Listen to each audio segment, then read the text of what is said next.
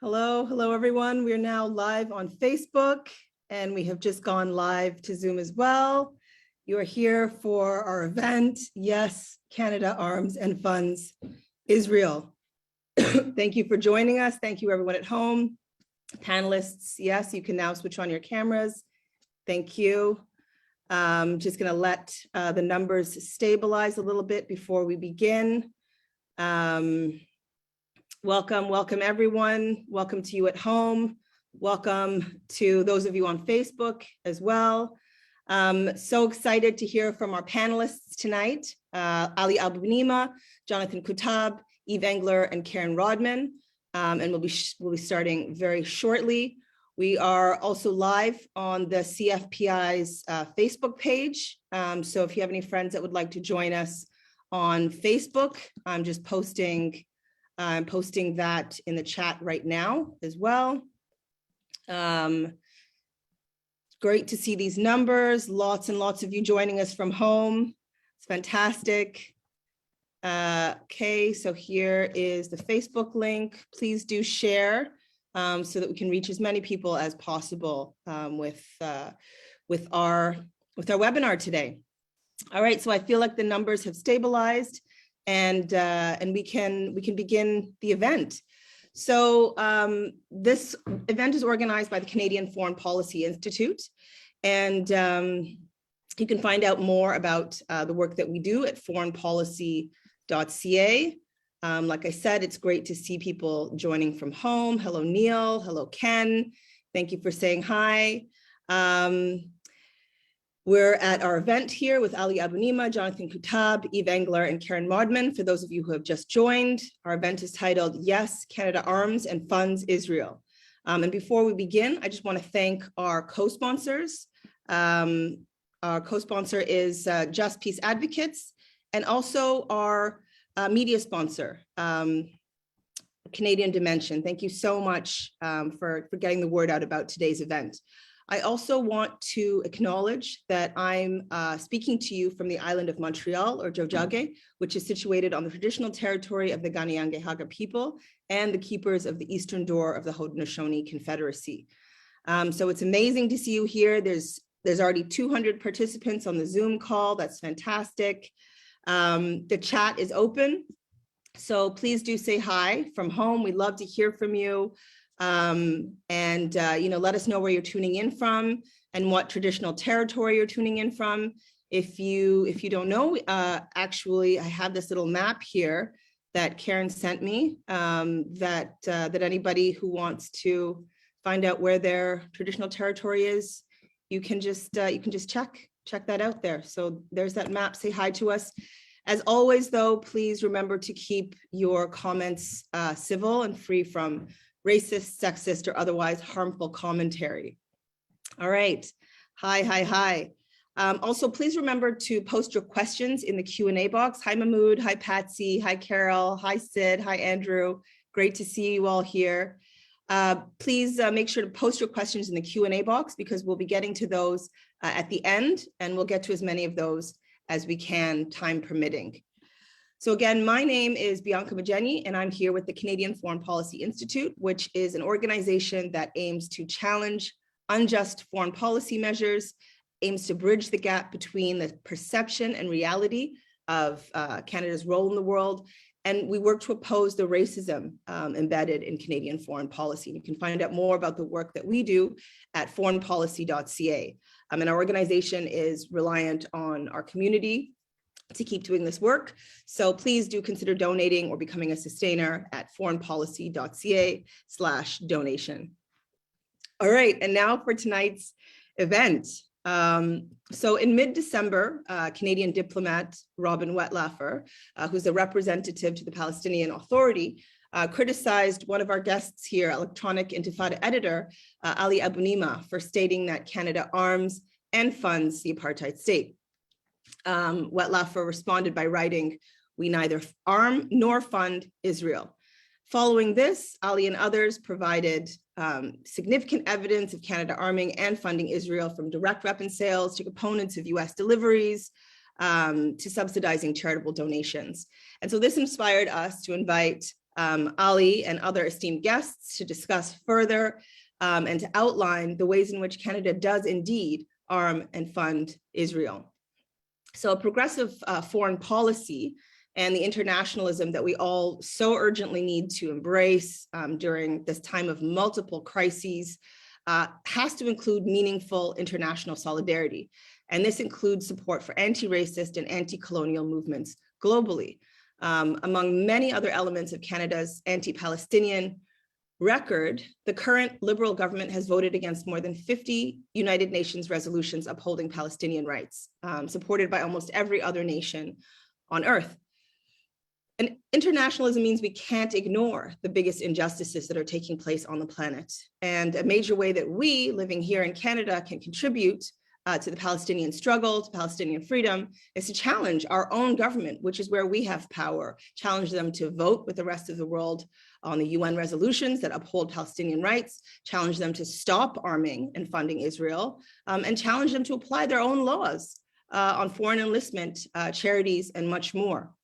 So without further ado, it gives me great pleasure to introduce our first speaker of the evening, Ali Abunimah. Ali is the director of the Electronic Intifada, an independent nonprofit publication focusing on Palestine. He's the author of One Country, a bold proposal to end the Israeli-Palestinian impasse. And he's also the author of The Battle for Justice in Palestine. Welcome, Ali.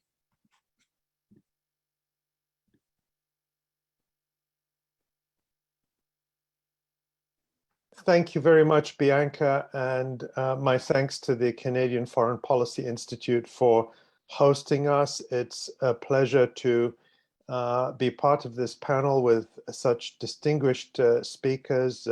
Jonathan Kuttab is a legendary lawyer and defender of Palestinian rights. We've had the pleasure of publishing Yves Engler's work at the Electronic Intifada many times, and I hope we'll do so more in the future. And Karen Rodman, I've known of her work for many years advocating for Palestinian rights in Canada. So it's really a great opportunity for me to be with you all. I suppose, Bianca, you just gave a little bit of a summary, but I suppose I should just start by giving a little bit of a recap in the way into the discussion about what brought us all here this evening. And some of you who will follow me on Twitter know that I like to respond to Western diplomats, particularly those posted in Palestine, in occupied Palestine, and to hold them accountable, because all of them, without exception, all the European Union countries, Canada, and Australia less so, but particularly the EU and Canada, like to present this very fluffy image to the world that they are there to promote human rights and democracy, and they just love the Palestinian people, and they're also always doing photo ops, particularly the Canadian representative in Ramallah, Robin Wettlaufer, is forever rolling up and doing photo ops with Palestinian students and saying, and saying we support women's empowerment and all of these wonderful, lovely things that good, decent Canadians would applaud. And I like to really use Twitter as an opportunity to cast light on what they're really doing in Palestine and who they're really supporting, and it's never Palestinians. And so on this particular occasion, on December 15th, Ms. Wettlaufer had tweeted her support for elections in the occupied West Bank and Gaza Strip. And I made a comment that, how odd it was that the representative of Canada, which arms and funds the apartheid state of Israel to murder Palestinians and steal their land, is saying how important she thinks democracy is for the same Palestinians her government, the Canadian government, helps to kill, dispossess, and oppress. I didn't think that was a controversial statement at all, because it's simply a statement of fact. But Ms. Wettlaufer actually responded to me and said, while you may oppose Palestinian elections, with all due respect, sir, this is disinformation. We neither arm nor fund Israel. I was actually quite surprised she would even reply to me. My advice to any of the Western diplomats who I tweet about or respond to is don't engage with me. My best advice to them is just ignore me, because if you do engage, it won't come out well for you. And Ms. Wettlaufer decided to try her luck. And what happened was really quite remarkable, because it wasn't only me that responded to her to point out that she was just flat out lying. Of course, Canada arms and funds Israel. And I know we're going to get much more into the detail of that later in the discussion. But it was wonderful to see how many Canadians got engaged in holding her accountable. And, lots of individuals were responding to her and pointing out the simple facts that the Canadian government's own disclosures and reports point out that Canada sells millions of dollars in weapons a year to Israel. And in 2020, Canada issued more arms export licenses for Israel than any other country in the world aside from the United States. And lots of Canadian organizations got in on it too. So, of course, the Canadian Foreign Policy Institute, Independent Jewish Voices, the Canadians for Justice and Peace in the Middle East, and others. So I suppose I should really thank Robin Wettlaufer for bringing us together this evening and for really sparking such an important discussion on Canada's role. One thing I want to say, to put this in a little bit of context, of course, I think it's very important. I think a lot of Canadians know this, but a lot don't. But here in the United States, Canada has successfully marketed itself as kind of a kinder, gentler America, so to speak. It's all the good things about America without so much of the bad things. So a lot of Americans know that in Canada there's universal health care, that Justin Trudeau wears cute socks and is a pinup for some people. And Canadians are very polite, and all these stereotypes. Some of them true. The food tends to be a lot better in Canada, for example. But when it comes to the substance of power politics, Canada is as bad, if not worse, than the United States. I think the only thing limiting the damage that Canada does to people around the world is its relatively small size in terms of population. If Canada were a bigger and more powerful country, I think, if you just look at its policies on paper when it comes to Palestine, the Trudeau government is even more extreme than the Biden administration.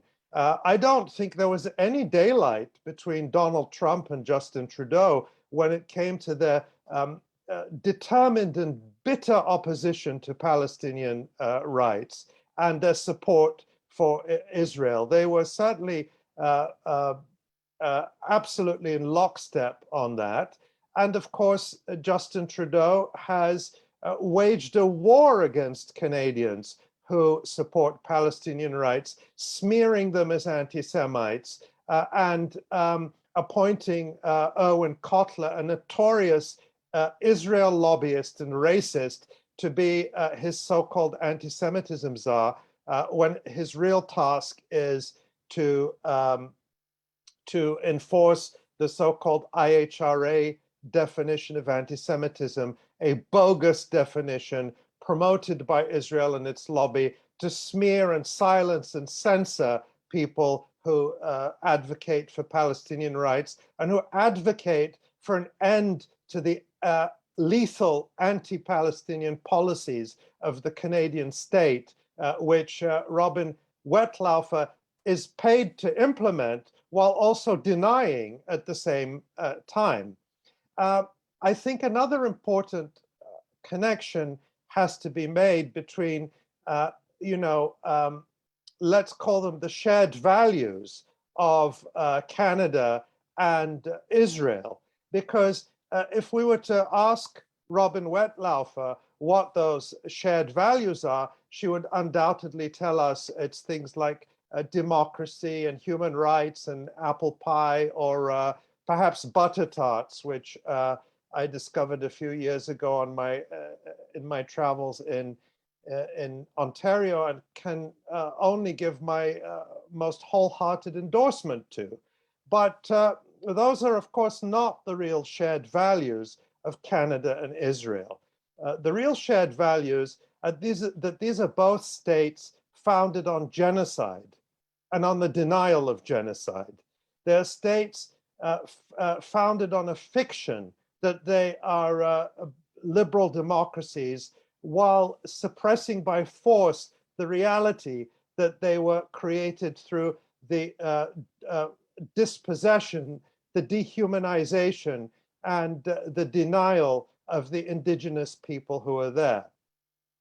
Canada is a little bit cleverer than Israel, though, because in recent years, mainstream liberal Canada has taken to acknowledging a lot of that history while failing to actually address it. So we've seen Justin Trudeau, I don't know how many times he said sorry. That's also another Canadian stereotype. But the reality, as we know, in Indigenous communities across Canada is one of persistent, systemic and entrenched discrimination and poverty caused by this dispossession, and the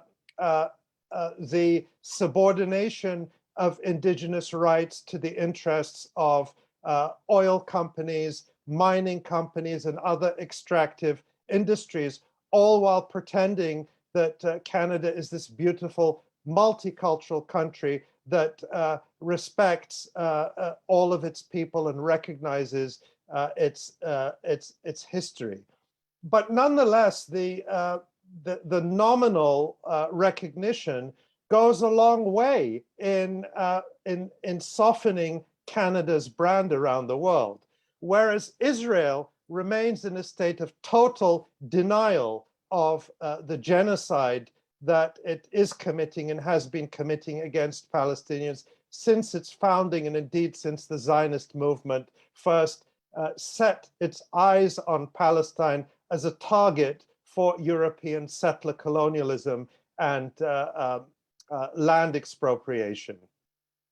So I think it's important to acknowledge that Canada and Israel are tied together as settler colonies, founded on genocide and founded on the not just historic but continued denial of Palestinian and indigenous rights. So let's come back in the last minute or two here to Robin Wettlaufer, because when she's talking about elections for Palestinians, and this is really absolutely laughable here, she was praising elections for Palestinians. But how can you have elections under apartheid? How can you have elections under military occupation where where Israel considers virtually every single Palestinian political party to be a terrorist organization? Israel has officially designated almost every Palestinian political party as a terrorist organization. If you openly campaign as a member of almost any party, you could be thrown into imprisoned by Israel without charge or trial, like Hisham Abu Hawash, who just today ended a 141-day hunger strike against his detention for more than a year without charge or trial by Israel. How are you going to have democracy in that situation?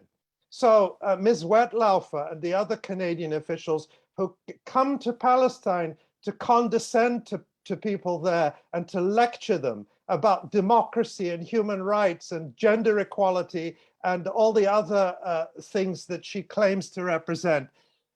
Did Canada protest in October when Israel designated 6 internationally renowned human rights groups as terrorist organizations? Of course not. Canada stayed quiet, just like the European Union countries and the United States. So I think it's incredibly important for us, and particularly for people in Canada, to continue to expose and resist the complicity of the Canadian state in the ongoing ethnic cleansing, apartheid, and genocidal project of Israel towards the Palestinian people.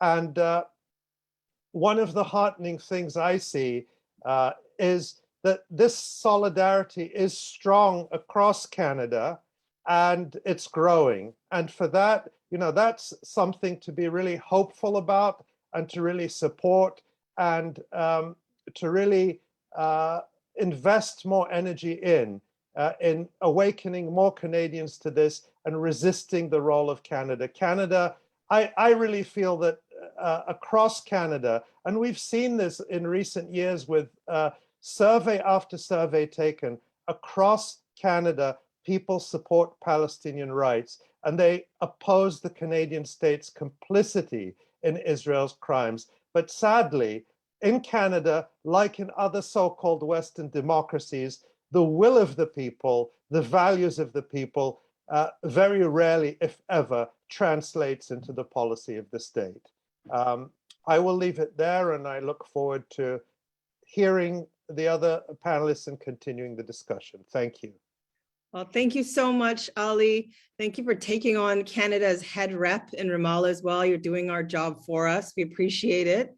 And for so directly and honestly speaking out on Canada's policies on Palestine and broader foreign policy record. So I also want to remind people that if you have questions for our speakers, to please post them in the chat. And Ali, I look forward to hearing more from you during our Q&A. The next speaker of the evening is Jonathan Kuttab. Jonathan is a co-founder of the Palestinian human rights group, Al-Haq, and co-founder of Nonviolence International. Jonathan is a well-known international human rights lawyer, practices in the US, Palestine, and Israel, and is currently the executive director of Friends of Sabeel North America and a resident of East Jerusalem. Welcome, Jonathan.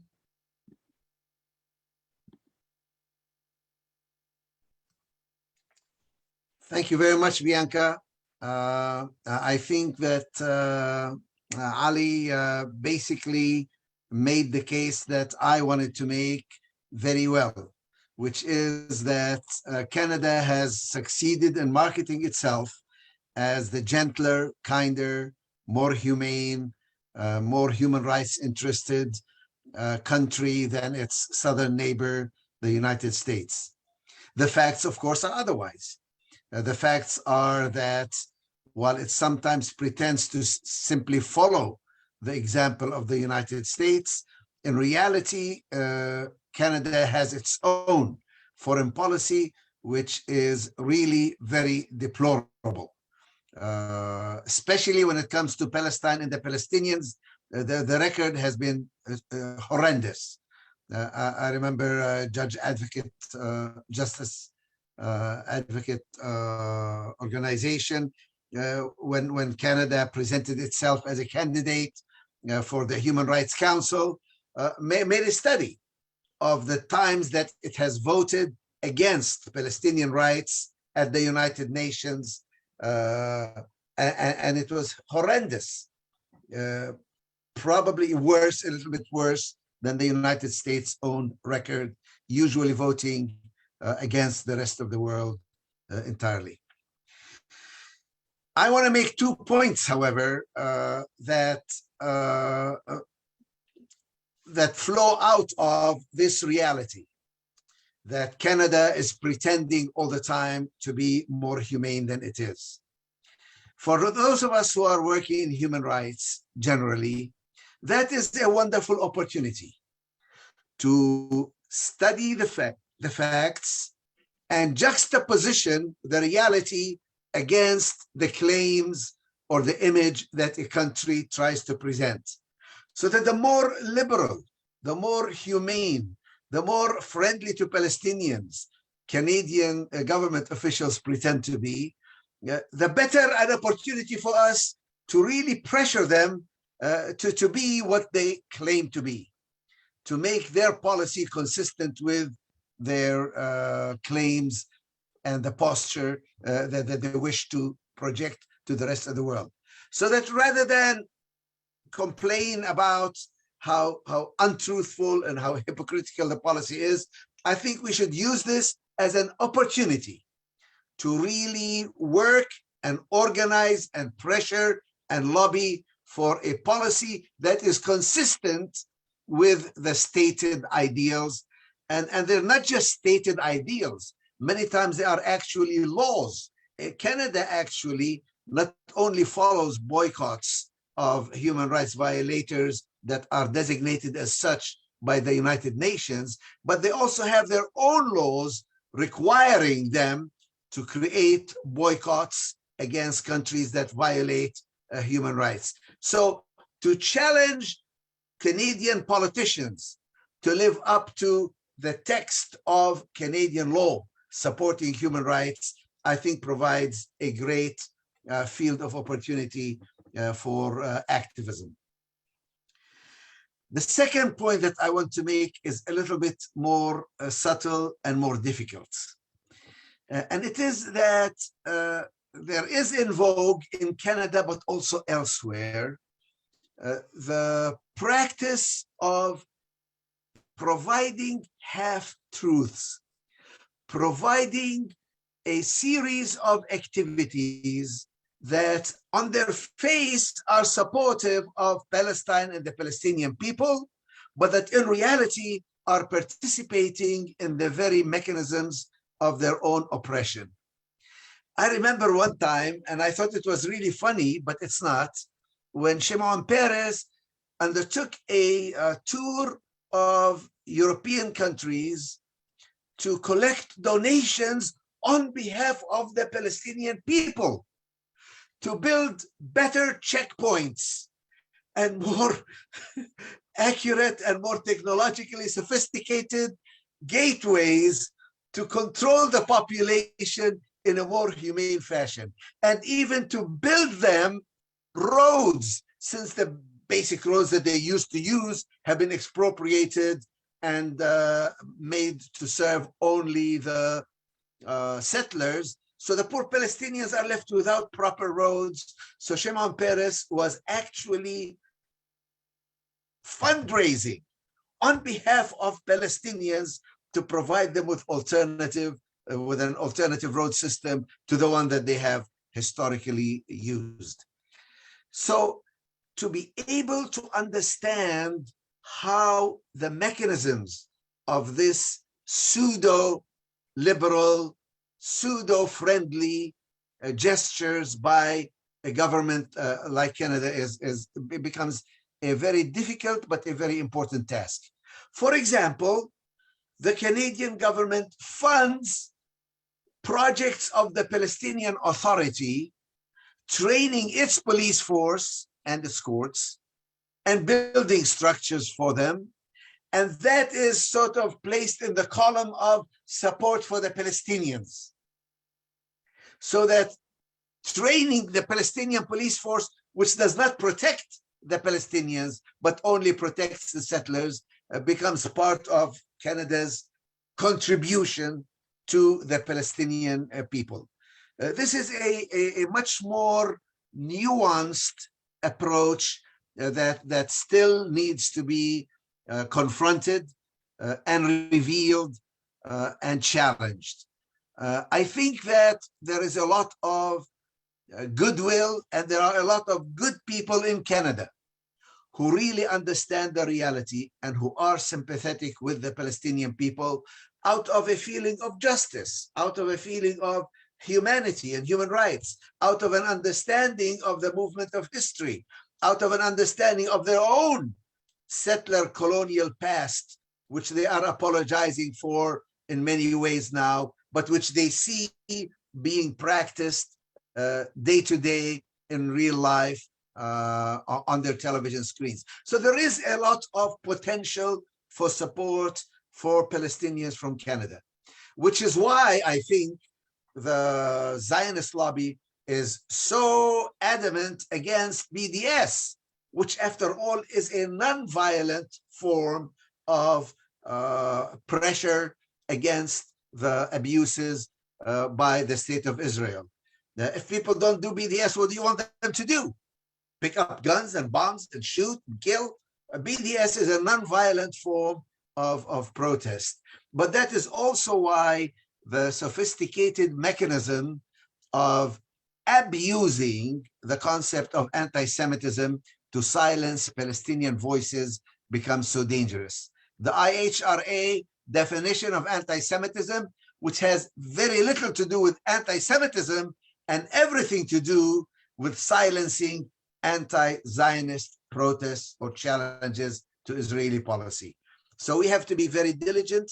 It's much harder work than simply dealing with an openly racist a person who hates Muslims, who hates Arabs, and who hates Palestinians, and who probably, if you really push him, also hates Jews. But when confronting with such racists is usually easier than dealing with a very sophisticated, liberal, humane-sounding policy. And this is the challenge, I think, that is before all of us today. Thank you very much. Thank you so much, Jonathan. Thank you for your rousing words and for the challenge for us to not believe the hype about Canada's unearned image as a good guy on the international stage, and also the challenge of using this in our activism as well. So you can all find out more about Jonathan's work. I posted a link to one of his books in the chat, and his website is jonathankuttab.org, and I'll post that as well. So our next speaker is Yves Engler. Yves is an author and activist based in Montreal. His most recent book is titled Stand on Guard for Whom? A People's History of the Canadian Military. Yves is also a fellow and advisory board member of the Canadian Foreign Policy Institute. Welcome, Yves.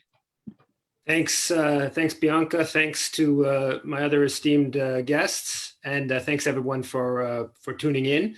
I'm speaking to you from Montreal, or Jojage, which is a place that has long been a point of meeting and exchange among many First Nations. I'm going to deal with the part of Robin Wettlaufer's statement to Ali that says that Canada doesn't fund Israel. And that's a very absurd statement. There's many elements to funding. I'm going to deal with two elements. One that Jonathan just mentioned, and probably Canada's most important contribution to Palestinian dispossession, which is the question of registered charities of sending money to Israel. So there are upwards of 300 registered Canadian charities that are able to provide tax receipts. So when you donate, you can get as much as 50%, depends on your tax bracket, depends on all kinds of different questions, but 30%, 40%, 50% of your donation back from the Canada Revenue Agency. And there's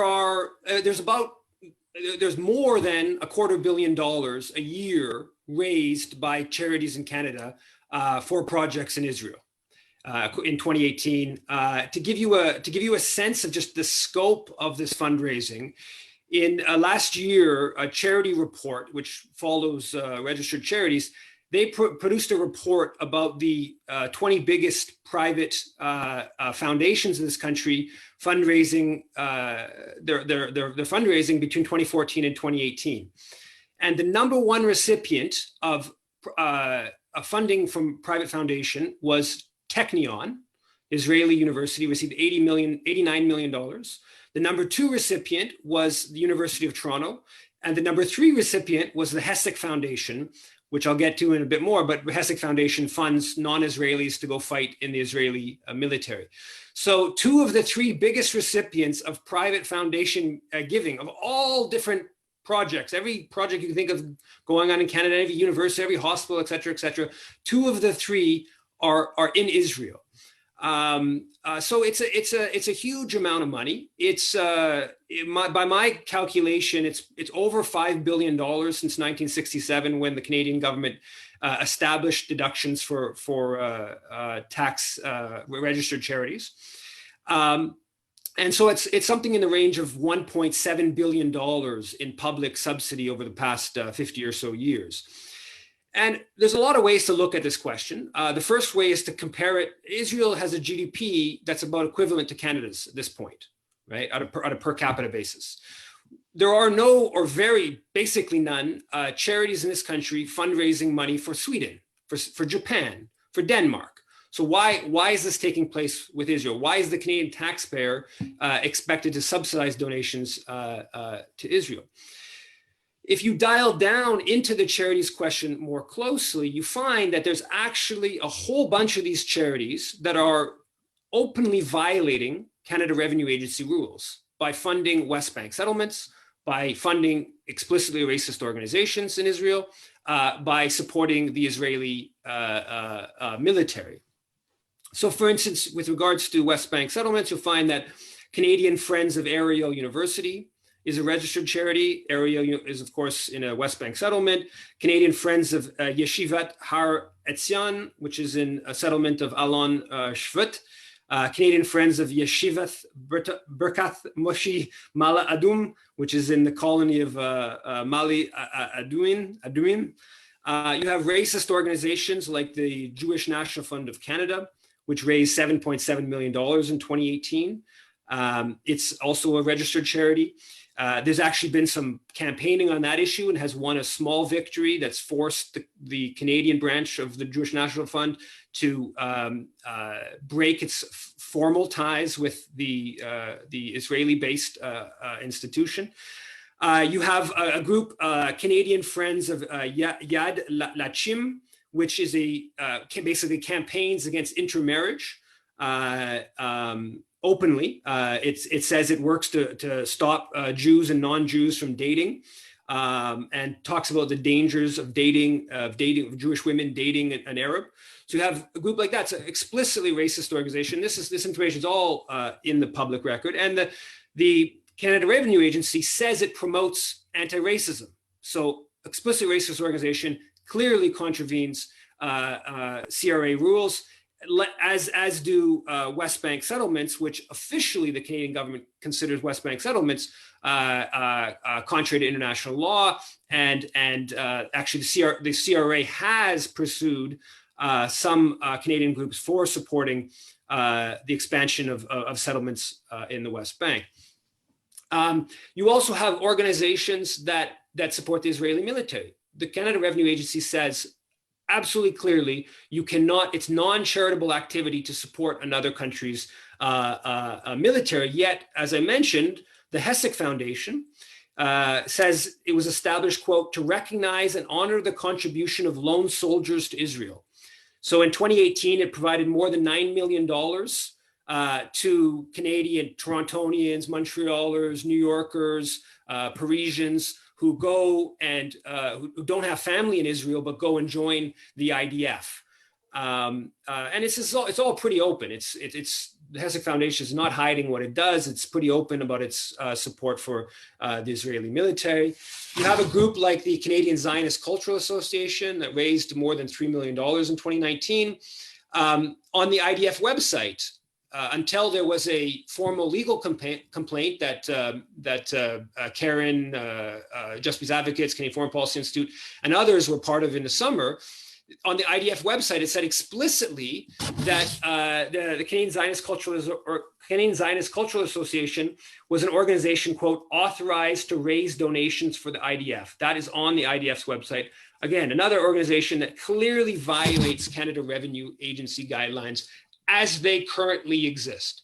So there are, like I said, more than $250 million being raised every year in this country for projects in Israel. And many of those projects, many of those organizations are in clear violation of Canada Revenue Agency rules. Those organizations should be shut down tomorrow. Canadian taxpayers should no longer be supporting those organizations.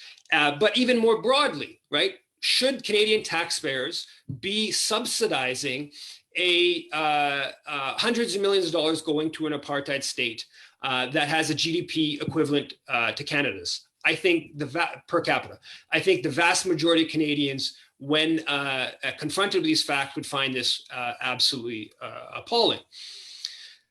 The second part of the Canada funding Israel that Canada's representative to the Palestinian Authority should know a whole lot about is, as Jonathan pointed out, Canada's aid to Palestinians is designed explicitly to support Israel. This isn't me saying this. This is the head of the Canadian International Development Agency saying this internally in 2012. When there was a push for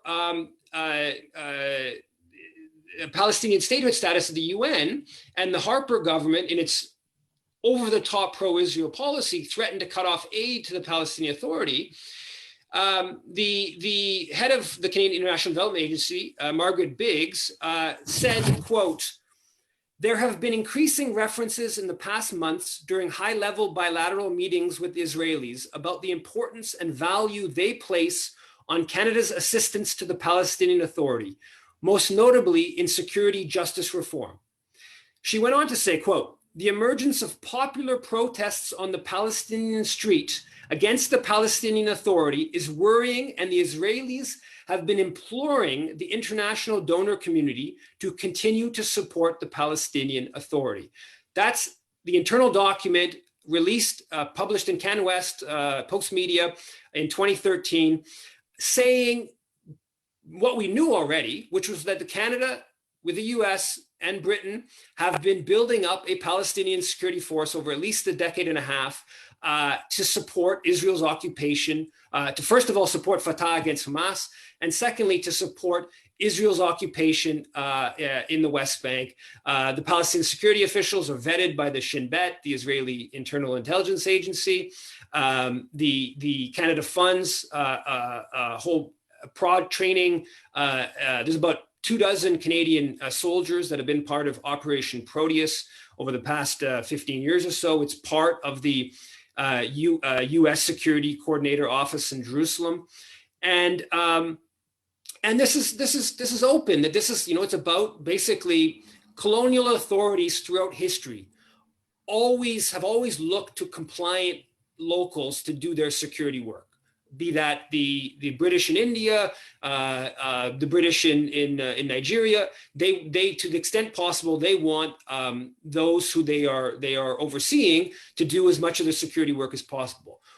Israel's no different. It wants Palestinians to do as much of its dirty work as possible. What's different in this case is that you have outside countries, the US, Canada, Britain, that are doing the training, the assisting, the financing of this Palestinian security force that is, in the words of Canada's head of Canada's International Development Agency, trying to deal with, quote, popular protests on the Palestinian street, to repress popular protests against Israel's ongoing settlement expansion, wars on Gaza, etc. And just to conclude, I think that it's great. What Ali did, the pushback to Canada's representative of the Palestinian Authority, all the people on Twitter. I think it's really important that when Canadian diplomats try to make the case of Canada as being this sort of benevolent force, that there is this pushback. I guarantee you that Robin Wettlaufer wishes she wouldn't have engaged on this issue. And I think that we're seeing more and more signs. Canadian political culture is completely supportive of Israel, completely supportive of Zionism, that's clear. But we're seeing more and more signs of organized pushback to this Trudeau government that's continued this outrageously anti-Palestinian policies. And I think that what's happened with regards to Canada's representative of the Palestinian Authority and even this event, this is part of that organized pushback that we need to keep up in coming weeks, months, and years. I'll leave it at that. Thank you. Thank you, Yves. Thank you for that broad overview of how Canada funds Israel. And for those of you in the audience who are interested in finding out more about Yves' work, the link is in the chat. Yves Engler at yvesengler.com. You can find all of his writings there. So our next speaker of the evening is Karen Rodman. Karen is a human rights advocate, founder of Just Peace Advocates and Palestine Just Trade. Karen was ordained as a United Church of Canada minister in 2015 and has served as human rights volunteer observer in Palestine through the World Council of Churches. Karen is also an advisory board member of the CFPI. Welcome, Karen. Thank you so much, Bianca, and what an honor to be with the group tonight. I'm joining you tonight from Kawartha Lakes, which is on 1818 Treaty 20 land that is the Indigenous home of the Haudenosaunee, the Shinnebaugh, the Mississauga, and the Wendat people. And I'm really pleased to be able to speak about Canadian arms sales to Israel and some of the campaigning on these issues that demonstrate the absurdity of the head of mission Wettlaufer's claims. Canadian weapons sales to Israel have received much attention in recent months with calls for a two-way embargo. This includes the Canadian government receiving over 1,000 letters just before the election in the fall and another 3,500 after the election. These almost 5,000 letters, initiated by the Canadian BDS coalition through a campaign, called for the ending of military sales between Canada and Israel, and also called for the canceling of the $36 million Elbit contract, which has been let, as well as the cancellation of the planned estimated $5 billion unmanned armed drone contract that is underway. It also called for the ending of military security cooperation with Israel, as well as prohibiting of Zim ships from accessing Canadian ports, noting that these ships often carry military goods. But beyond this letter writing, there has been much attention on military trade between Israel and Canada, including at the NDP convention last spring in April, when a resolution was passed calling for Canada to, among other things, end arms sales to Israel. And subsequent to that, the NDP party leader, Jagmeet Singh, raised this on multiple occasions, especially during the rise of Israeli violence in May of 2021. Then in June of 2021, the Canadian Labour Congress called for the Canadian government to halt military sales to Israel and for divestment from Canadian companies that export to the Israeli military. Canadian organization Project Plowshares indicated last spring that from that point, from 2015 to that point, Canada had exported $57 million worth of weapons to Israel, including $16 million in bomb components.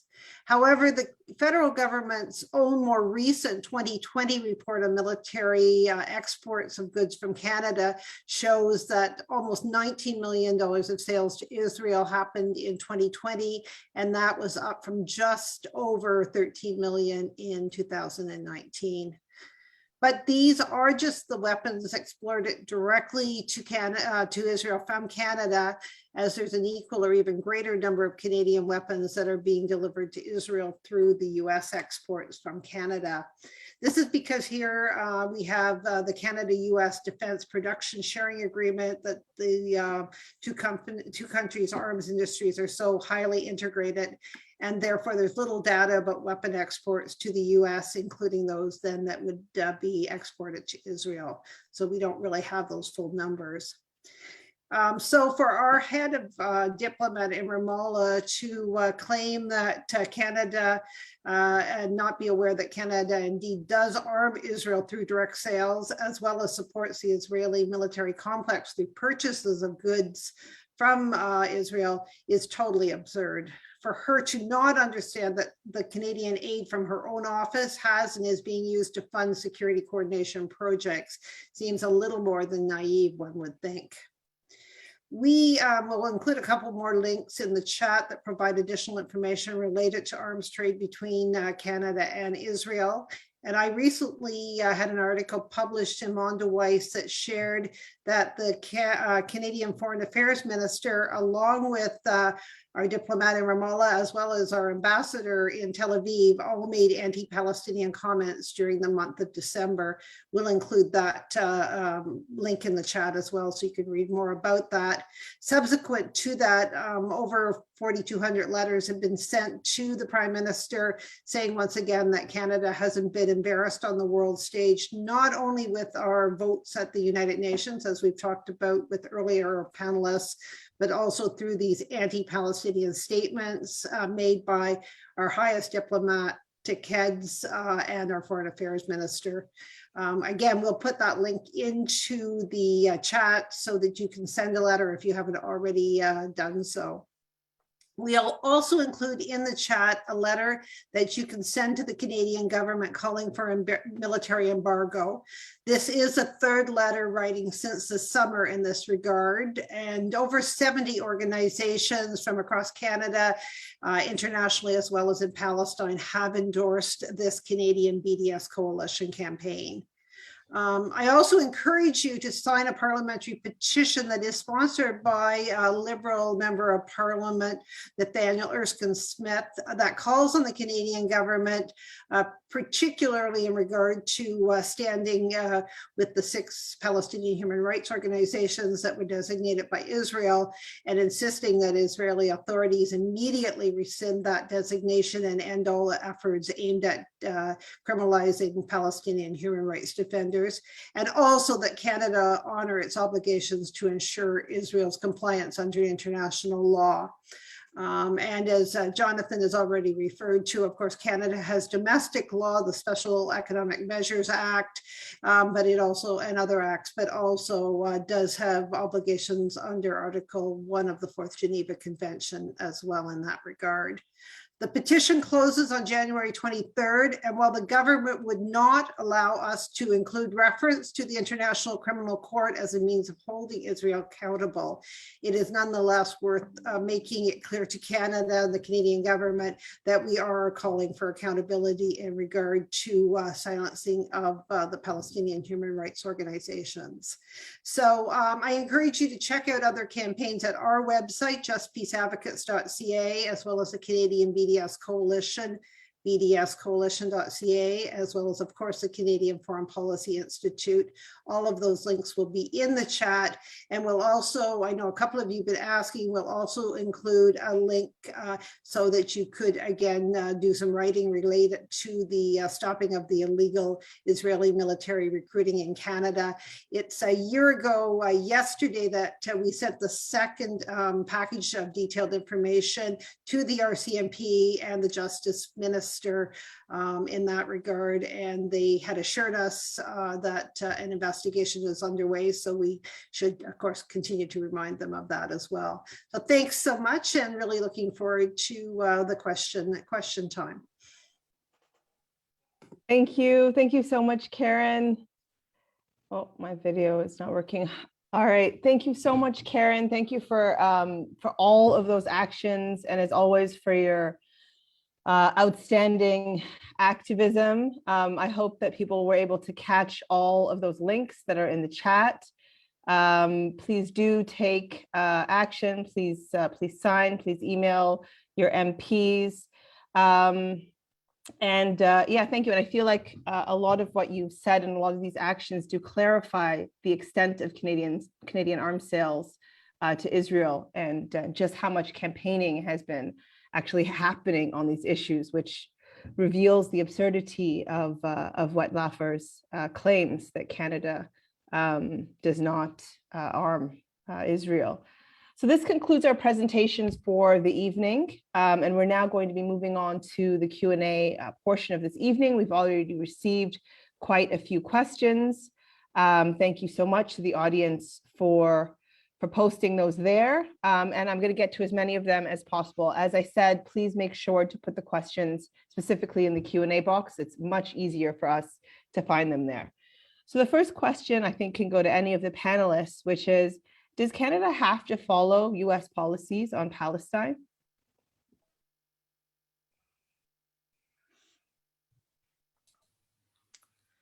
Well, Jonathan. Clearly it doesn't have to. It has been following them generally. And I think I tried to argue that it does so not because it feels it needs to, but because it independently follows that line. Politicians have their own calculus to make, and part of their calculus is what kind of pushback are they going to get from their constituents, from the voters. So yes, I think that if activists in Canada make their positions clear and say that they are embarrassed to be in the same position as the United States is, and that they want their government to be genuinely supportive of human rights and genuinely supportive of Palestinians in this case, I think we may even see some change. Can I add something on that question? I like that answer, and it's an optimistic answer because it spurs us and spurs Canadians, I hope, to continue to act and to support the kinds of campaigns that Karen talked about. But I think, you know, Canada is not an independent country. It is an appendage of the United States. Effectively, it is an extension of the American empire, and it acts as such. I mean, Canada, you know, the question is not, does Canada have to follow US policies on Palestine? The question is, can Canada be independent from the United States, and what would that look like both internally and externally? I mean, remember that Canada and the United States are both settler colonial countries. The way they see each other is very similar. The way they see themselves is very similar, although Canadians seem to think, you know, many Canadians, not all, think that their country is somehow more civilized or kinder or gentler, as we said.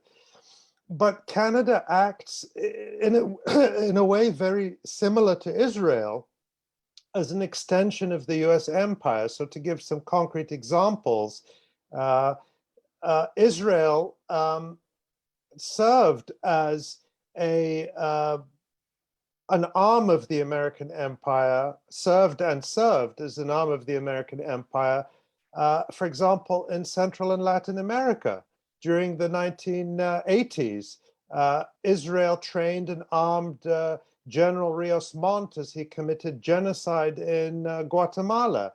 Israel supported military dictatorships that were backed by the United States in Latin America, even when those dictatorships were persecuting Jews because Jews were identified with the left or communists, a very typical anti-Semitic trope.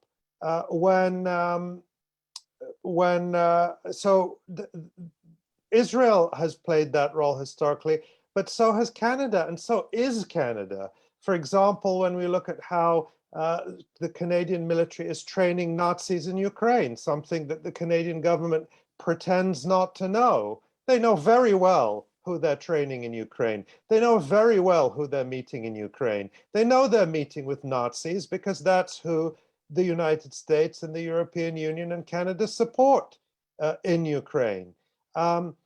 when Canada recognizes a complete nobody who's never been elected, who not a single Venezuelan ever voted for president, when Canada recognizes such a person as the president of Venezuela, that's doing the bidding of the United States. So the Canadian policy towards Palestine is part of a bigger problem, which is that Canada, like Britain, like the European Union, like Australia, like all the other European countries and their settler colonial extensions, are part of a single decaying empire. And it is decaying because people are resisting it all over the world. People are resisting it in the Middle East, in Latin America. And it's decaying because here in the United States, look at the catastrophe we have in terms of the state's total failure to look after its people in the middle of this catastrophic pandemic. So I think it's a much more fundamental problem than pressuring Canadian politicians, although that's something we still have to do. I don't say, oh, then that's futile, we mustn't do it. I think we have to, but I think we also have to have a perspective of how deep the rot is, so to speak. Yeah, I want to add on from what Ali said and what Jonathan said. I think that it's important to unpackage that question, right? Like a lot of Canadians, a lot of times people think that Canada has to do what the US wants because there's this economic relationship between Canada and the US. There's a pretty easy way to look at that question, which is to look at Mexico, which actually has more a greater proportion of its GDP is based upon trade to the US, and more of its trade goes to the US than Canada's. And you'll find that Mexico's foreign policy is far from as imperialistic as Canadian policy. You'll find that Mexico votes with most of the world on UN votes on Palestinian rights. It's not over the top pro-Israel, not to say that its policy is what it should be on Palestinian questions, but it's nothing, it's far better than Canada's policy. So I think that what Ali pointed out, when we look at that question, we have to look at something more fundamental to Canada than just the trade relationship. And I think that is where it comes out of Canada flowing out of the British Empire and out of European colonialism, and still identifying, at least at a global level, very much identifying with the Five Eyes, with the Anglosphere, and its policy on Palestine fits with that. If you look at Canada's biggest contribution ever to Palestinian dispossession in 1947, with the UN partition plan, where Canadian Supreme Court Justice Ivan Rand is considered the lead architect of the partition plan that gave 55% of historic Palestine to the Zionist movement, despite it being, less than the Jewish community being less than a third of the population, owning 7% of the land. And then Lester Pearson pushing the partition plan at the UN. Lester Pearson is pretty explicit. At that point, he was a top Canadian diplomat, later becomes the external affairs minister, and later becomes prime minister. Lester Pearson is quite explicit that he's doing it because that's what Washington wants. So Washington's pressure is a factor in understanding Canada's anti-Palestinian policies, but also Canada's role in British imperialism, also the pro-Israel lobby in this country, a history of Christian Zionism in Canada. Those are all factors that explain the policy. But there is also, and Canada has been pro-Zionist for more than a century. Certainly since the Balfour Declaration, Canada has been staunchly pro-Zionist. But you do find periods, Jean Chrétien's government for a period, which was substantially less pro-Israel than Justin Trudeau's government. Their voting record at the UN was much more aligned with the rest of the world. There was, a little bit less inclination to, certainly to demonize pro-Palestinian forces. There was some moves with the Canada Revenue Agency to stop charities that were funding West Bank settlements. So popular pressure does work. There is a general political culture that is decidedly pro-Zionist, pro-US imperialism. And there's also some room within that. Obviously, we want to change that whole political culture, but even in the sort of shorter term, there's room for some successful campaigning. Thank you, Yves. And I think that this question has sort of been answered, but maybe briefly, if people would like to, just because it relates to this, Tina is asking, what does Canada gain from supporting Israel? What does Trudeau gain?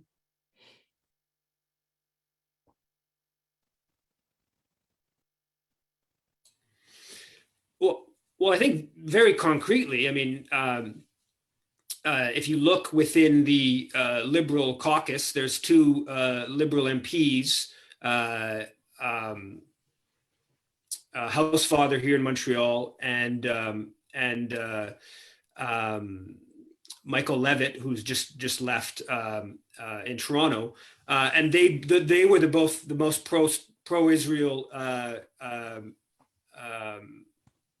MPs in the Liberal caucus, and they were very clear that they thought that any vote against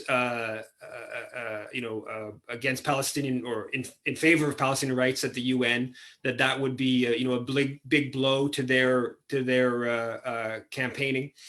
So there are a few ridings in the country where the pro-Israel vote is matters, and there's a couple MPs that consider that important. At a more macro level, the political culture. I mean, there is no space in any major media outlet in this country to talk about Palestinian oppression, anything approaching an honest way, and there's no space for talking about a century of Canadian complicity in dispossessing Palestinians. So the whole political culture, and you'll find that when they did that, when the Liberals they've done a couple years now, partly in a bid to try to get a seat on the United Nations Security Council, they voted in favor of one resolution, one of 15 or 16 at the UN, upholding Palestinian rights. You'll find that there's like there'll be commentary in major media critical of that vote, and there's a little bit of a freak out over one time aligning with the rest of the world. So the calculation from the Liberal Party, also the Bronfman has been the biggest has been the head of the Liberal Party fundraising for about 7 or 8 years. Bronfman, that's a family that's been staunchly pro-Zionist. They were sending guns to the Haganah in pre-state Israel. So there's a number of factors that fit into it, but Trudeau is not calculating based upon right and wrong. He's calculating based upon what's acceptable in elite Canadian political culture, and elite Canadian political culture is staunchly anti-Palestinian. Thank you. We have a question from Carl. Why do we not refer to and use the United Nations Charter of Human Rights as a common ground for justice for Palestinians, thus questioning the governments of Canada and Israel and Israel's actions?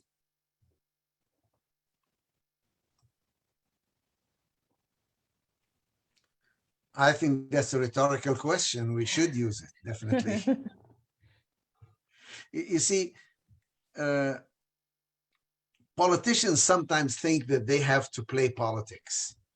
Ordinary people usually like to hear principles, and ordinary Canadians do believe in human rights, do believe in democracy, do oppose apartheid and racism by and large. So the question is, how can we use the political system to translate those humanitarian interests and those support, the traditional support for international law. Canada has been one of the biggest supporters initially at the United Nations of the creation of a rule-based international law. Unfortunately, it's no longer at the forefront of those who are supporting reference to international law as the guiding principle for their own countries' international policies. Thank you, Jonathan. So we have a sort of related question. In the old South African apartheid days, one of the questioner asks, the UN had a committee against apartheid. It was dismantled after the fall of apartheid in South Africa. What would it take for the UN to reactivate its committee against apartheid? And would such a committee have an impact in the case of Israel?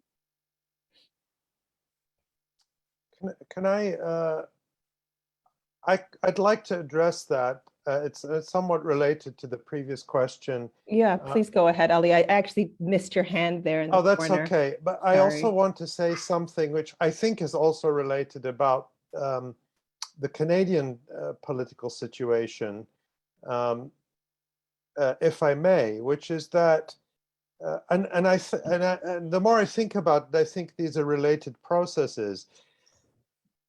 I know that a lot of Canadians, just like people in the United States, want to have a left alternative to the mainstream neoliberal parties.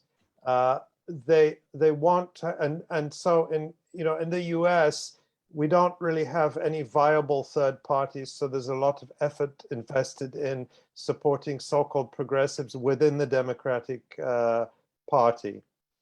In Canada, people gravitate towards the Green Party and the NDP as potential alternatives. And they are more viable in the sense that they actually win seats in Parliament, and they could potentially hold the balance of power, since Canada has, repeatedly has hung parliaments.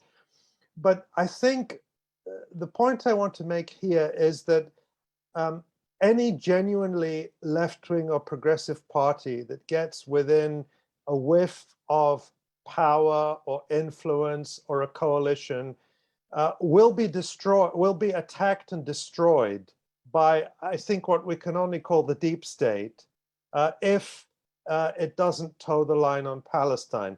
And I think the model here to look at, or the warning, is what happened to the Labour project under Jeremy Corbyn in the UK.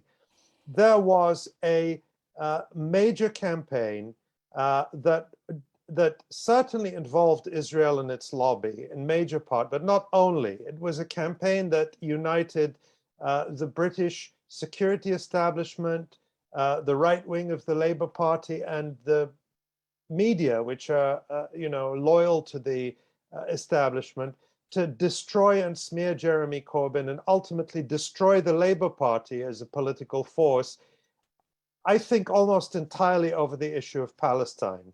And of course, this was done through the fabricated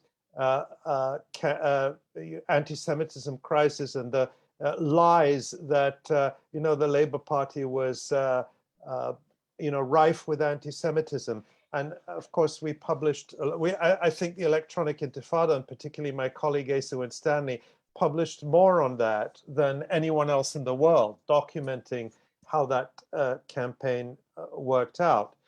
And in Canada, we already see, we see what happened with the Green Party, where it was essentially exploded over the issue of Palestine. And back in April, we saw Jagmeet Singh, the leader of the NDP, make this incredibly cowardly statement on CBC's The House. I happened to be listening to it. He was asked what I thought, and especially since it was the CBC, a perfectly reasonable question about resolutions on Palestinian rights that were being debated in the NDP at the time. And Jagmeet Singh absolutely did not address them. Instead, he pivoted to a absolutely revolting response where he started talking about anti-Semitism, as if supporting Palestinian rights is equivalent to anti-Semitism. Of course, we expect that from Justin Trudeau and Owen Kotler and the Conservative Party and the Liberal Party. You don't expect it from the NDP. But the backlash, I'm going to brag that I played a very minor role in that, because I wrote an article that went quite viral, and I think added a little bit to the pressure on Jagmeet Singh to back down and to reaffirm his support for Palestinian rights. But the reason I raised those is to say that we can't have nice things because of Israel. We can't have progressive parties that are going to fight for universal health care in the United States, or progressive policies in Canada, because if they are truly progressive and support Palestinian rights, as Jeremy Corbyn did, they will be destroyed by the deep state, or at least an attempt will be made. And I think a lot of people are not aware of how determined those forces are to undermine democracy in Canada and prevent a democratically elected alternative to the neoliberal parties. And I think a similar analysis can be made in terms of the UN, which was the other question, because we can't have nice things. We can't have a functioning system of international law that holds states accountable for human rights violations, because it might come after Israel. So we've seen the European Union, Canada, and the United States and Australia all collaborating to undermine or destroy these hard-won or hard-built elements of such an international system since World War II, that were built up since World War II. In recent years, they have been undermined and destroyed or neutered because they might provide an avenue for holding Israel accountable. And we've seen efforts to undermine the International Criminal Court, efforts by the EU and Canada to undermine the UN Human Rights Council. Of course, the US left the UN Human Rights Council precisely saying because it talks about Israel's violations. So the point I want to make here is that the threat Israel poses is not just to Palestinians, but both to the possibility for progressive domestic democratic politics in Western countries and to a functioning international system. Israel and its supporters explode them all because they could hold Israel accountable. So no one can have them. No one can have a functioning independent ICC. No one can have a progressive party in a Western country that's electable. Not only because of Palestine. I don't want to reduce it to that. There were other reasons why the deep state and the establishment in the UK would oppose Corbyn. But Palestine was a major, his support for Palestinian rights was a major reason, was a major constituent of the anti-Corbyn coalition that ultimately destroyed the Labour Party. I'm sorry, that's a bit of a long answer, but I wanted to kind of give that perspective. Thank you so much, Ali. Does anyone else want to jump in on that question before we move on to the next one? Right, so we have a question from Eric, and I think this one probably would go to Yves or Karen, which is, has Canadian foreign policy as it relates to the Palestinians been any different under Justin Trudeau than it was under former Prime Minister Stephen Harper? You want to start, Yves? Yeah, go ahead. Yeah, no, I mean, not really would be the simple answer. I mentioned Housefather, the Liberal MP here in Montreal, and he commissioned a report in Canada's voting record under Harper and then under the first 3 or 4 years of the Liberals, and he boasted that that the Liberal voting record was more anti-Palestinian at the UN than the Harper record had been. a little bit complicated because the first couple years of Harper, he sort of slowly moved to always voting against pro-Palestinian resolutions. The more underlying policies, things like the registered charities, where huge amounts of public funding are going to subsidize projects in Israel every year, that I talked about earlier, those have basically been exactly the same under Harper, under Trudeau. The question of the question of Canadians being recruited for the Israeli military, complete violation of Canada's Foreign Enlistment Act. That's more or less continued. I mean, that's happening until recently very openly under Trudeau, and you actually had Trudeau's Trudeau, the Canadian ambassador in Tel Aviv, actually organize a pizza party in January of 2020 for Canadians fighting in the IDF. Literally, the Canada's representative in Israel they called a pizza party for Canadians fighting in the Israeli military. So if you take a look at the vast majority of the policies, I think there's some issues, UNRWA, funding for UNRWA, for Palestinian refugees, that the Trudeau government has reinstated some of that was cut by Harper. My guess is if you looked closely at the funding of projects in the West Bank and with regards to the Palestinian Authority, that there may be a little bit more space for funding to projects that are sort of, serve Palestinian purposes and are not just about security coordination and Operation Proteus and building up a Palestinian security force to oversee Israel's occupation, but overarching policies are really the same. And this is long history, right? Like I said previously, if you go back to 1947, Canada played a very important role in Palestinian dispossession of the UN. If you look, the decades after, you'll find that, even Jean Chrétien, who I mentioned, Jean Chrétien was alongside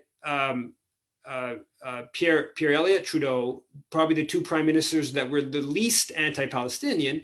Jean Chrétien signed the Canada-Israel Free Trade Agreement that came into force in 1997, which includes products being produced in the occupied West Bank, acting like those are products in Israel and allowed to come to Canada duty-free, which even the European Union Free Trade Agreement doesn't allow for. So every Canadian Prime Minister has been staunchly anti-Palestinian. There's been some variants. I think the Trudeau base, it should make really clear that Justin Trudeau's base, I mean, the Arab community mostly votes for liberals, right? Muslim community mostly votes for the liberals. There are, a number of MPs that the liberals, liberal MPs, major proportions of their constituency are Arab, Muslim, not that many Palestinians in Canada, but generally more sympathetic, more knowledgeable about the question. So they pull a little bit of a dance on some of these questions, but Trudeau has basically continued Stephen Harper's staunchly anti-Palestinian policies. Thank you, Yves. Karen, would you like to comment on that? Yeah, I just really totally agree with all that Yves has said. And I mean, even looking back at some of the funding during the Harper years, of course, the UNRWA, as Yves mentioned, but it was that also the same money was put into other forms of food aid. So some of it was more smoke and mirrors, although, of course, we would want to be supporting UNRWA, but and there was money being spent on all kinds of projects during those Harper years, or for example, there was more money spent on how to get the Palestinian economy to be able to trade than Canada has imported in 10 years from Palestine, that had gone during the Harper years to do reports with Pal Trade in Ramallah, as an example. So of course, a lot of the stuff right now is really very much feminist and that kind of thing in the liberal, but it's just a different, not really a difference in the amount of money. It's just those nuances. And of course, Jerusalem is always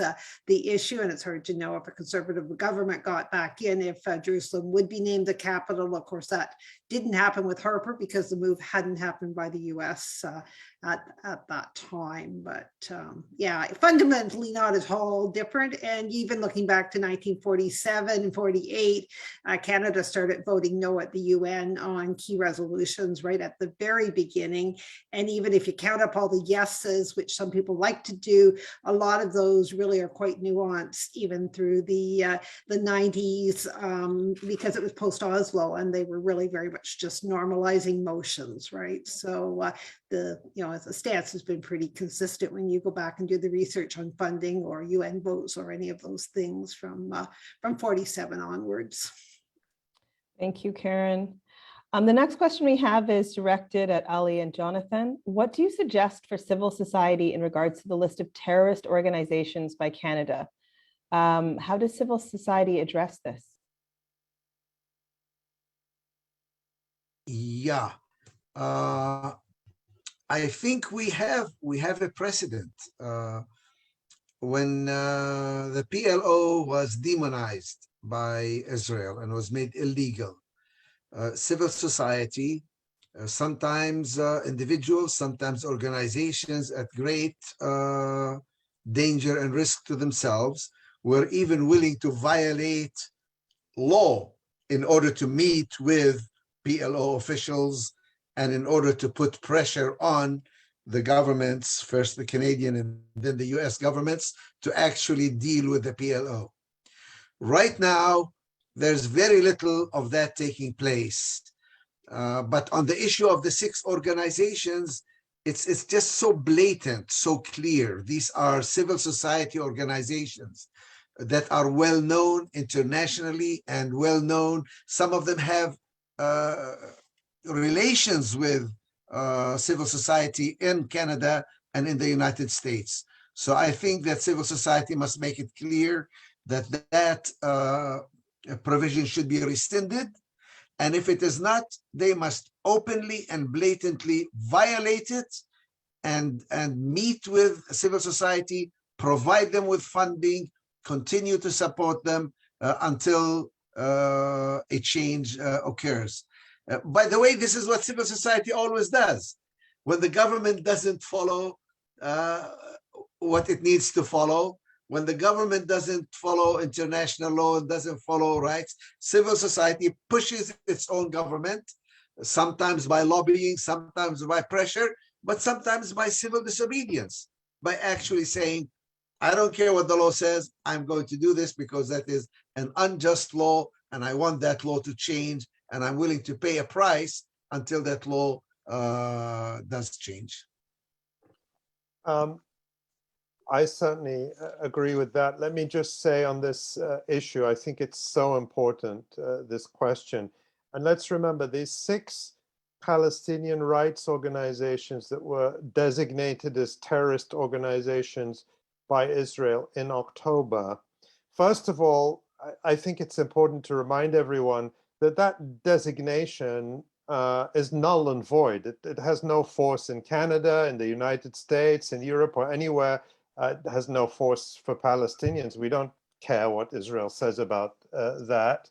So, these organizations are not illegal in Canada or the United States or anywhere else, at least not yet. We might see the Israel lobby mounting a campaign to have Justin Trudeau somehow declare them as terrorist organizations, but I think that will be difficult. I honestly don't think they can quite get away with that, at least not for a while. But these organizations include Al-Haq, of which Jonathan Kuttab is one of the founders, Ad-Damir, and Defense for Children International Palestine. What is important to know about these particular three groups is all of them have played a very important role in compiling and collecting evidence that has formed the basis for the International Criminal Court's current investigation into war crimes in the occupied West Bank and Gaza Strip. So these Israeli designations are about trying to smear and sabotage and marginalize organizations that are doing crucial work to bring Israeli perpetrators of Israeli perpetrators of war crimes to justice. And that's the perspective we have to keep in the forefront, is that we have to support these organizations because they deserve support, because the Israeli designation is absolutely ridiculous, and it's the kind of tactics that South Africa's apartheid regime used exactly, but also because of the bigger purpose that these organizations are helping to bring Israeli war criminals to justice. So get to know the organizations, support their work, share their work, make sure your MPs know about their work and support them. Perhaps a possibility for a future event would be to have representatives of those organizations to speak about what they do and about this Israeli attack on Palestinian political and human rights organizations. And, you know, someone in the comments mentioned, and I'm glad they did, to remind us to pay our respects and to honor Archbishop Desmond Tutu, who passed away recently and who was such a, he needs no introduction. But let me say that one of the points that he made repeatedly when he was out there arguing for boycott of Israel, arguing for solidarity with Palestinians, is he emphasized the role of international solidarity and international support in ending apartheid in South Africa. And that's the message that I hope will resonate with many Canadians, is that the role of Canadians in helping to support the Palestinian struggle for liberation is important. What you do in Canada is important because the support for Israeli apartheid is global. The weapons come from Canada, the money comes from Canada, the political support comes from Canada, and of course other countries. Therefore, the resistance to it has to be global as well. Thank you so much, Ali. We're actually past our time, so I'm only going to take maybe one or two more questions just to respect the time of our panelists.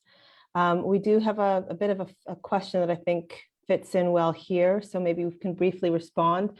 Junaid is asking, in terms of Canadian involvement, sending arms and economic funding to Israel, what can we as Canadians do to stop the government from doing this? And I know you've outlined many ways, but if there are any additional things or anything you feel gets to the heart of it, I could let Junaid know.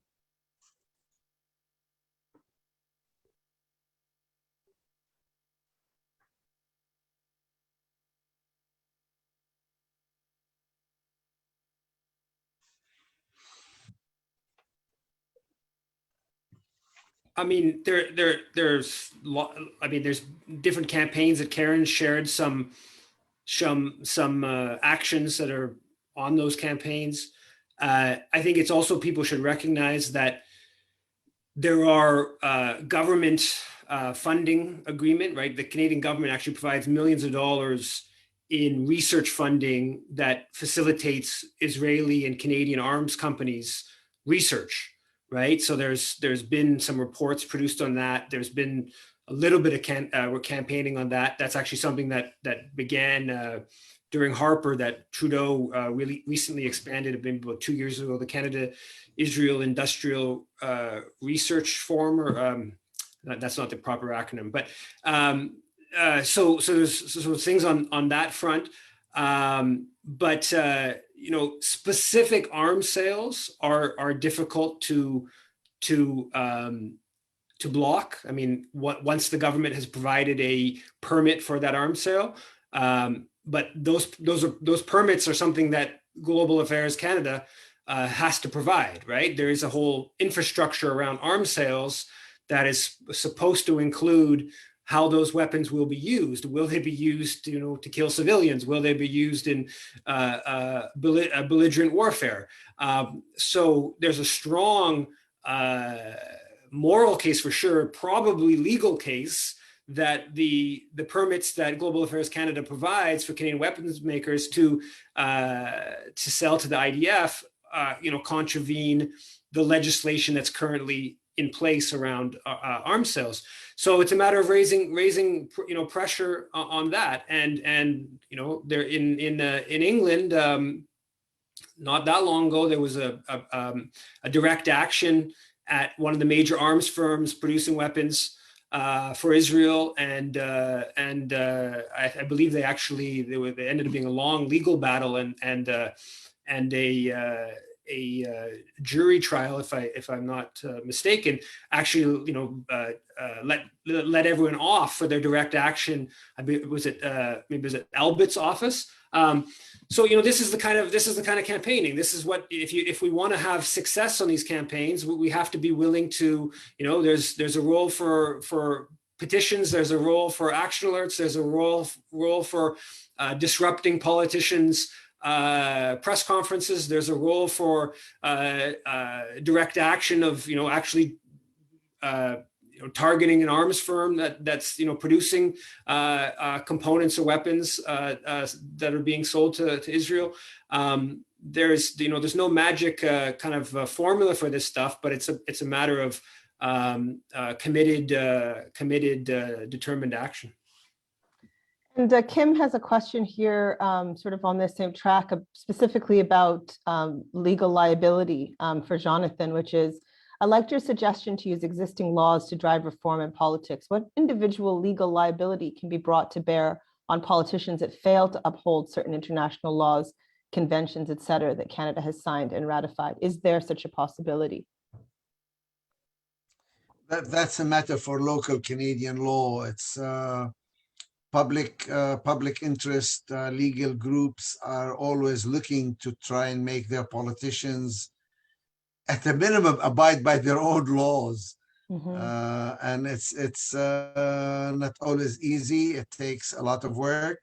You have to do the documentation, you have to be accurate, and you have to invest the resources as well as the political and public pressure to bring such a case and to bring it to fruition, to force the politicians, at least at the minimum, to follow the laws of the country, if nothing else.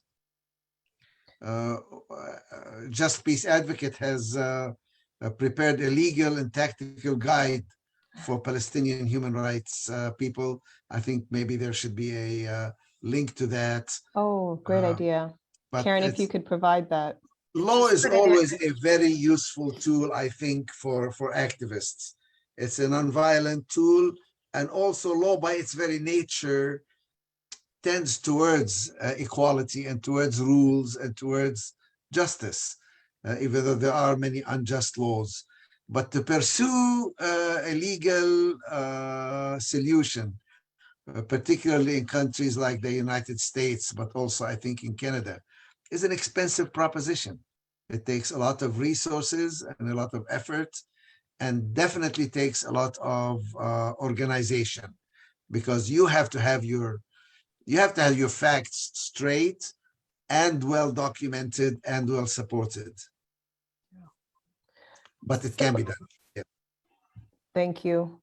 So I think the last question we're going to take is actually for Karen. There's two people that want to know about the status of the illegal military recruiting in Canada. Nyla asks, is there an update on the campaign to stop Israeli military recruitment in Canada? Last we heard it was stalled and then sent to the RCMP to investigate. Yeah, so thanks for that. Yeah, so in October of 2020, a legal complaint was put to Minister Lametti. That was covered by Le Devoir on the front page with questions to Minister Lametti, and he deflected to have an RCMP investigation immediately. The material was sent to the RCMP in October of 2020. Confirmation was received in November of 2020 that the investigation was underway. Of course, we know the RCMP is part of the colonial establishment, and we're seeing that very much with Wet'suwet'en right now as the fourth time that they're going in with tactical troops right now as we speak. But we did put more detail in a year ago yesterday. It was actually a year ago yesterday. Through last year, there were a number of things that did happen, lots of letter writing to the commissioner for the RCMP and such. So as well as Justice Minister, we did had 8,000 signatures on a parliamentary petition, which is just unheard of.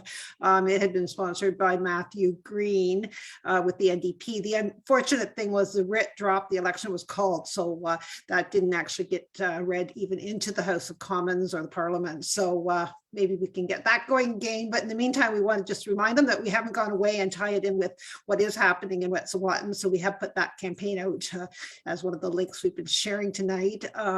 And also, of course, the complaint that was put into the Canada Revenue Agency around the Canadian Zionist Cultural Association that we've mentioned. So there's been a number of other things. So very much the campaign is alive and going in different directions. And we just need to keep reminding of that. We could also note it could be because of COVID, but certainly the recruiting hasn't been happening quite in the open and with the consulate. It hasn't been advertised in the last 2 Novembers as it normally is. But yeah, more work to do. I don't know if Yves has anything else to add to that, but it is ongoing for sure, and trying to use the law to do that. I'll just say I won't say any more because it's not public yet, but there is further stuff coming, and great Toronto lawyer Shane Martinez is there's another step coming that people will be informed of in hopefully not too long. Yeah, do watch for several things in the works for sure. Wonderful. Thank you so much for your campaigning on that, Karen. Are there any final remarks from any of the panelists before we conclude for this evening? It has been, Ali, Jonathan, go ahead. I just want to thank those who have stayed with us now almost 2 hours. I know Zooms can be very tiring, and I want to appreciate and thank the audience who stayed with us till this time. Thank you. Likewise, thank you for hosting this discussion. And, I'm always impressed now. Obviously, it's been a couple of years since I've been able to come to Canada, but whenever I've been able to come and travel and speak and meet people, I've always been inspired by the amount of solidarity there is. It's not visible in the mainstream media, but it's there. And so for me, this event is a chance to feel that love from Canada and to say thank you and keep going. We're all in the same fight, and I think we're going to win. Oh, I think that's a wonderful place to conclude our webinar. Thank you, panelists, so much for this beautiful, lively discussion. Thank you to our audience for all of your participation, your hellos, your questions. It's been quite an extraordinary, informative evening and a very timely discussion. I think that it is clear that yes, Canada does indeed arm and fund Israel. And so I just would like to thank the panelists for taking the time so generously to outline the ways in which this is happening, and for all of your calls to action and to solidarity. So please do consider taking the actions that have been outlined this evening from Karen in particular. And as has been mentioned many times today and by many of our panelists, for us in Canada, one of the best ways to help protect Palestinians from Israeli violence and uphold Palestinian rights is by holding our own country to account, demanding that we stop arming and funding Israel, demanding that we vote with the rest of the world on resolutions upholding Palestinian rights, and insisting that our government respect and apply its own laws with respect to charities and foreign recruiting and more. So it has been a wonderful event. Again, if you like events like these, please do consider making a donation to the Canadian Foreign Policy Institute at foreignpolicy.ca/donation. It's been a great event. Thank you, panelists. Thank you, Ali. Thank you, Jonathan. Thank you, Karen. Thank you, Yves. And that's it for our event. Good night, everyone. Peace.